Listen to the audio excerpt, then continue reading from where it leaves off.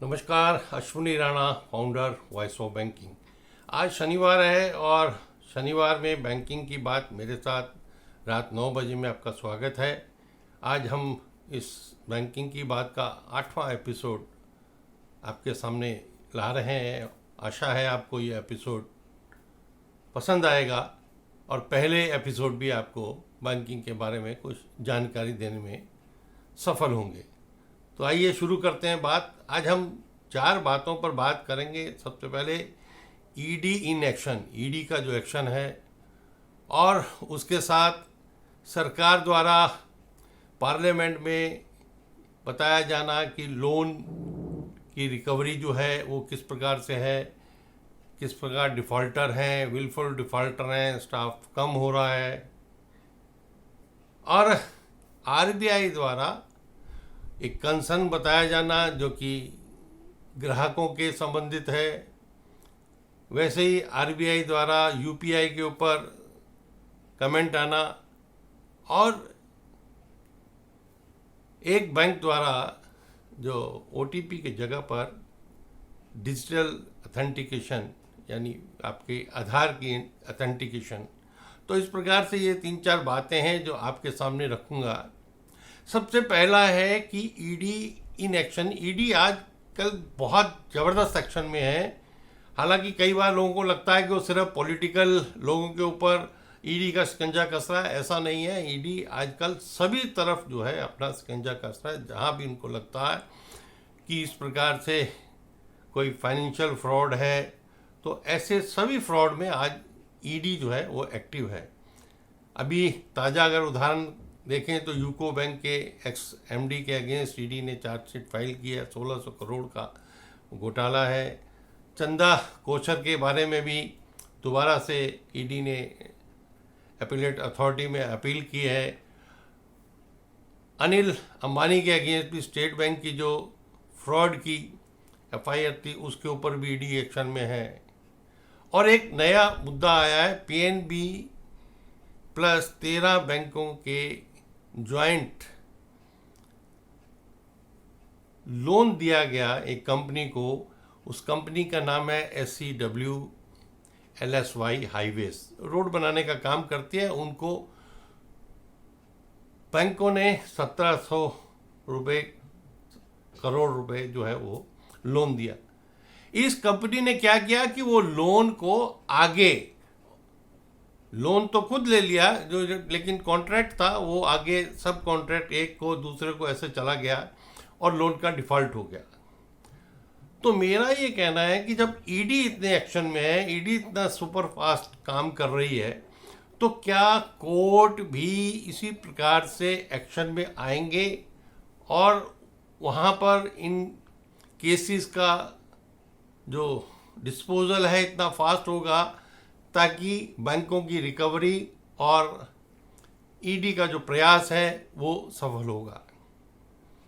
अब ED action में है, कोर्ट अपने समय पर अपना केस को डिस्पोज करेंगे, लेकिन ये सारा मामला यहाँ तक पहुँचा ही क्यों? यानी कहीं ना कहीं बैंक में लोन देते हुए, लोन डिसबर्स करते हुए, लोन की फॉलोअप करते हुए अधिकारियों द्वारा बहुत से जो ऑडिट्स होते हैं, जो रिपोर्ट्स होती हैं, उनकी अनदेखी की गई। तो सिर्फ लोन डिफॉल्टर को ही हम जिम्मेवार क्यों माने? जिन अधिकारियों ने वो गलत रिपोर्ट दी, गलत ऑडिट किया, चाहे वो आरबीआई के ऑडिटर हो, इंटरनल ऑडिटर हो, या जिन लोगों को वो फॉलोअप का काम था, यानी पैसा जिस कंपनी को दिया गया, रिलायंस में भी वही हुआ कि पैसा जो है वो जिस काम के लिए दिया गया उसके जगह दूसरे काम पर रिलायंस ने उस पैसे का, अंबानी ने इस्तेमाल किया। तो इतना बड़ा, यानी बड़ा लोन है, तो उसका फॉलो भी वैसा ही होना चाहिए। लेकिन फिर बात आती है कि उसके लिए क्या हमारे बैंक सक्षम हैं? उनके पास इतना वर्कफोर्स है कि लोन सैंक्शन करने के लिए टीम हो, लोन का फॉलोअप करने के लिए, रिकवरी के लिए इतनी बड़ी टीम हो? अगर नहीं है तो फिर इतना बड़ा पब्लिक मनी जो है वो ऐसे लोगों को लोन के रूप में देने की क्या जरूरत था। अगर दिया है तो उसके लिए प्रॉपर वर्क फोर्स चाहिए जो कि उस पैसे का संभाल करे, ध्यान रखे कि उसका गलत इस्तेमाल ना हो। अब पार्लियामेंट में जो सरकार ने आंकड़े दिए हैं बैंकों में स्टाफ के, वो हर साल घट रहा है। बिजनेस बढ़ रहा है, पर एम्प्लॉइज बिजनेस बढ़ रहा है, प्रॉफिट बढ़ रहे हैं, लेकिन स्टाफ घट रहा है। आज अगर देखें स्टाफ की इतनी बुरी हालत है कि ब्रांच में किसी को छुट्टी लेने के लिए भी दिक्कत होती है। बैंकों ने अपना लंच टाइम खत्म कर दिया है। अगर आप वहां जाएं और वहां देखें कि वर्किंग आवर्स सीधा लिखे हैं, लंच आवर्स का जिक्र नहीं है। यानी अगर बैंक ब्रांच में 2 या 3 लोग हैं तो वो खाना खाना भी उनको मुश्किल है, क्योंकि ग्राहकों की कंप्लेंट आ जाएगी अगर वो सीट पर नहीं होंगे। यानी किस प्रकार की बैंकिंग हो रही है, सिर्फ प्रॉफिट ओरिएंटेड, यानी बाकी कर्मचारियों के मानवता के नाम का कोई ध्यान नहीं है। अभी पिछले हफ्ते ही एक चीफ मैनेजर एक बैंक के ने सुसाइड किया। सुसाइड हर महीने में 2-3 हो रहे हैं। क्यों? क्या मानवता इतनी खत्म हो गई है कि कर्मचारी अधिकारी सुसाइड करने पर जो है वो आगे आ गए हैं? तो इसके बारे में सबको, सरकार को, मैनेजमेंट को, यूनियंस को उसके बारे में देखने की जरूरत है। अब सरकार का कहना है कि एनपीए कम हुए हैं। 2021 में जहां 6,16,000 करोड़ के करीब एनपीए थे, आज वो 2,83,000 करोड़ रह गए हैं। कम हुए हैं, लेकिन वो हो ही क्यों? सिर्फ ये कह देना कि कम हुए हैं, उससे हम सेटिस्फाई नहीं हो सकते। पब्लिक मनी है, पब्लिक मनी की लूट, चाहे वो छोटा हो चाहे बड़ा हो, उसको वो लूट करने का कोई अधिकार नहीं है, और उसका जो चौकीदार है वो बैंक ही है। तो बैंक को अपनी अधिकारियों को हो, कर्मचारियों को अपनी जिम्मेवारी करनी है, लेकिन उसके लिए प्रॉपर वर्क फोर्स की जरूरत है। अभी आरबीआई के डिप्टी गवर्नर स्वामीनाथन ने एनआईबीएम पुणे में अपनी स्पीच में एक और कंसर्न बताया कि जो कस्टमर सर्विस है वो ठीक नहीं है। कस्टमर की कंप्लेंट आती है, और ज़्यादा कंप्लेंट जो हैं वो डिजिटल बैंकिंग के कारण से हैं, और जो सीनियर सिटीजन हैं या ऐसे लोग हैं जो उसको अच्छी तरह से नहीं कर सकते, यानी उनके लिए यूज़र फ्रेंडली नहीं है।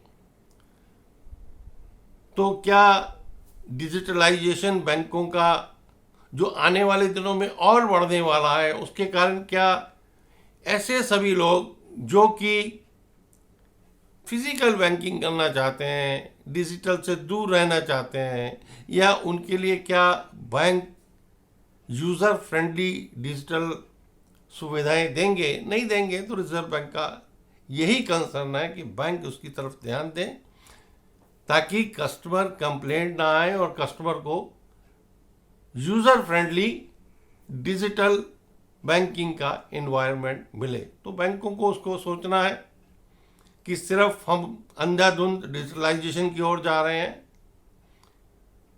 लेकिन उसके कारण बहुत बड़ी संख्या में जो हमारे ग्राहक हैं उनको समस्याएं आ रही हैं। अभी एक और जो इनोवेशन कहें हम उसको, फेडरल बैंक ने किया।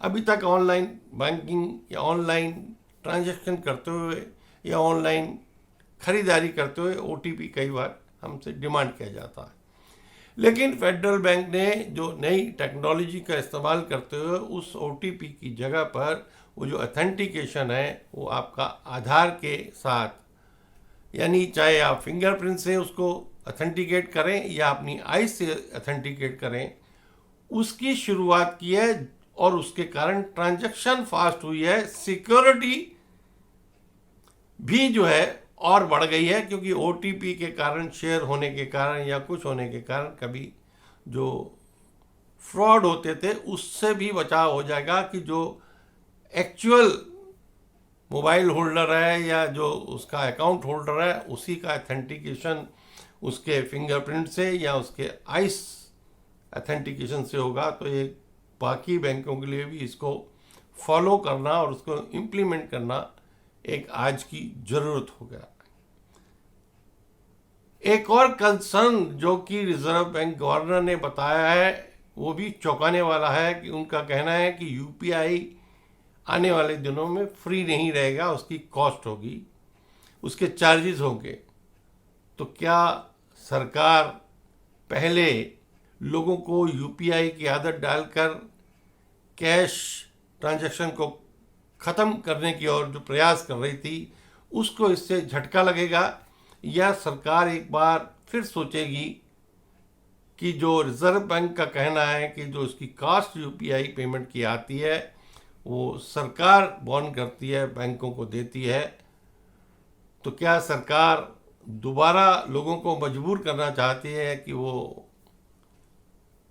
कैश ट्रांजैक्शन करें? अगर वो यूपीआई पर फोकस करना चाहती है तो उसको इसको कंटिन्यू रखना पड़ेगा और चार्जेस को लेवी जो है वो नहीं होनी चाहिए। तो आज की बात में इतना ही। आशा है आपको बहुत सारी जानकारी मिली होगी। धन्यवाद। अच्छा लगा हो तो कृपया वीडियो को लाइक करें, शेयर करें, चैनल को भी सब्सक्राइब करें। नमस्कार।